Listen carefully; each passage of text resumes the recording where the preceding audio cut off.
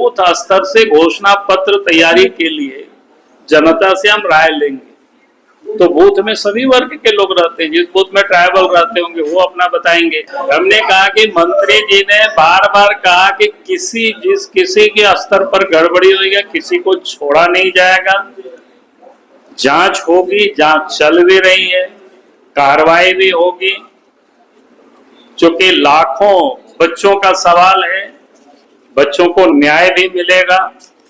ये बार बार हमारे देश के जो शिक्षा मंत्री है वो बोल रहे हैं। इसके बाद हमसे पूछ रहे हो भाई, सरना से जितनी भी जुड़े हुए जो धार्मिक स्थल है या उनके श्रद्धा का केंद्र बिंदु है, भारतीय जनता पार्टी उसको पहले भी सुरक्षित करती रही है, संरक्षित करती रही है, विकसित करती रही है और आगे भी भारतीय जनता पार्टी ही करेगी।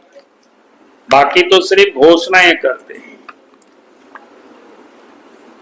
क्योंकि उनसे जितनी भी जुड़े हुए आप देखेंगे। जब बीजेपी की सरकार बनी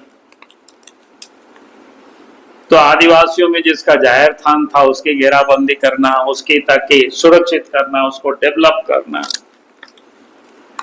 उनकी जहां जहां भी श्रद्धा स्थल है उसको भी विकसित करने का, चाहे लोगो गुरु हो, चाहे इस प्रकार के और जहां कहीं भी कोई भी जगह हो उसको हम लोग डेवलप करेंगे, उसको हम लोग विकसित करेंगे।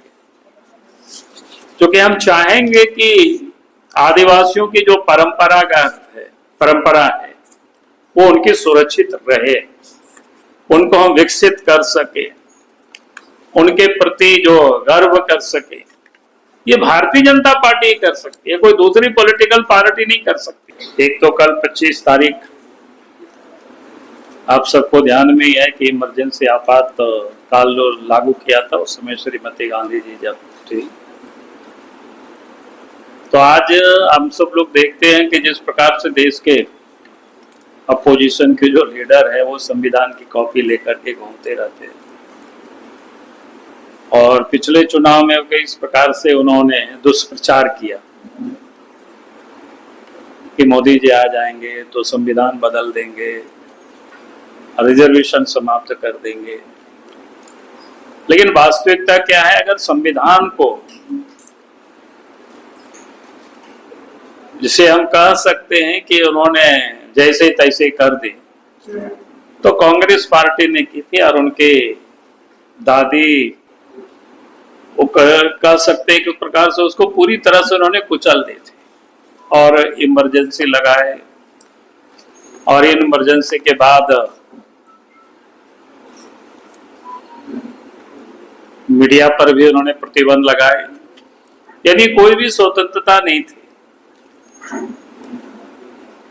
सारे नेता जो आवाज उठाते थे विरोध में तो उन सबको जेल में डाल दिया। जो आज राहुल गांधी घूम घूम करके जो मोदी जी के बारे में जो बोलते हैं, तो मैं कह सकता हूं कि अगर इतना बोलना तो सबसे पहले तो उनको श्रीमती गांधी जी की जो इमरजेंसी लागू किया था और उस समय जिस प्रकार से उन्होंने संविधान को कुचला है, तो उस पर उनको माफी मांगनी चाहिए थी। तो ये जो 25 जून की जो तिथि है वो काला दिवस के रूप में पूरा देश मनाता है और पार्टी ने तय किया है कि हमें भी